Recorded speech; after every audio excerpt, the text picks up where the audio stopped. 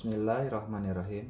Kisah pesugihan menjadi kaya lewat berselingkuh dengan jin. Akhir-akhir ini ayahku menunjukkan kebiasaan baru yang amat berbeda dari sebelum-belumnya. Ketika malam datang, ia seringkali melenyap keluar. Ibuku juga mengetahuinya, namun ia tak punya ide sama sekali soal tebakan kemana ayahku pergi. Hampir tengah malam itu, soal menanyakan, pikirku sama sekali bukanlah ide yang tepat. Sudah beberapa bulan kebelakangan ini aku lihat ayah begitu terpermental. Itu juga datang ketika ia mulai keluar hampir setiap malam dengan alasan pamit nongkrong dengan teman-temannya yang baru.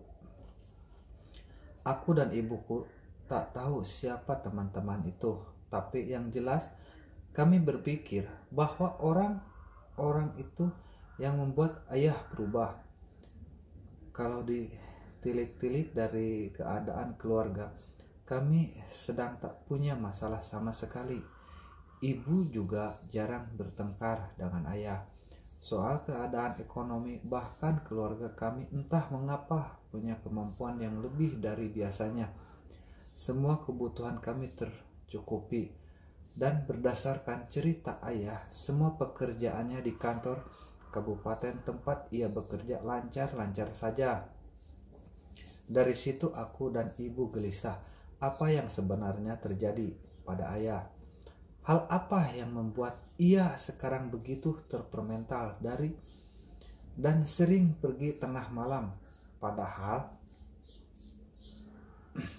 di rumah kami tak ada masalah sama sekali dan kebutuhan kami semuanya tercukupi. Maka aku dan ibu lantas mengambil kesimpulan paling pendek juga. Asal ayah telah berselingkuh, dengan kebulatan tekad keberanian diri mengikuti kemana ayah pergi malam itu. Itu juga kulakukan dengan terlebih dulu mengontrongi restu ibu. Aku perlu cari tahu kemana ayahku pergi, katanya.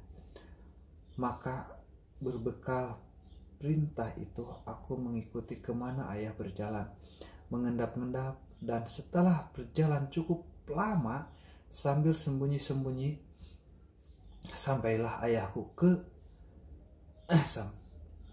di pantai yang tak jauh dari rumah kami. Kami memang tinggal di daerah pesisir. Yang membuat aku kaget, ia ke sesampingnya di pantai itu, ayah langsung menunjukkan sebuah gua. Di sana dengan tetap aku intip dari jauh. Terlihat ayah langsung melepas semua pakaian yang menempel di tubuhnya, lalu bertelanjang bulat. Di dalam gua tempat ayah bertelanjang itu, terdapat banyak sekali uang bertebaran di dekatnya.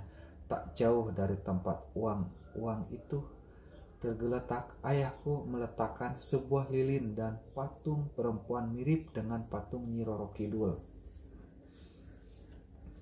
Maka dengan tatap menahan diri untuk tak ikut pergi ke gua itu, kulihat ayahku melakukan semacam ritual sendirian.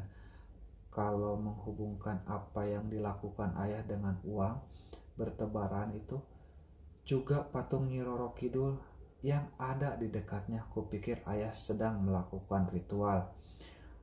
Dan apabila ku rawat pikiran tentang kemungkinan bahwa ayah telah berselingkuh, mungkinkah ia sedang berselingkuh dengan jin? Kemudian dari perselingkuhan itu ia mendapatkan uang banyak yang sedang kulihat bertebaran di tanah saat itu juga. Dan itulah yang menyebabkan keluarga kami akhir-akhir ini terasa seperti jadi orang kaya raya mendadak. Jawaban dari pertanyaan-pertanyaan itu tetap membuatku gelisah. Yang jelas, kegelisahan itu dilatar belakangi oleh keadaan ayahku saat itu melakukan ritual sambil bertelanjang bulat. Selain itu, dari jauh terlihat pula ayahku memperlakukan patung itu sebagaimana segoyahnya seseorang pria memperlakukan wanita yang dicintainya. Kadangkala ayah terlihat melakukan mengelusi rambutnya dan bahkan menciuminya.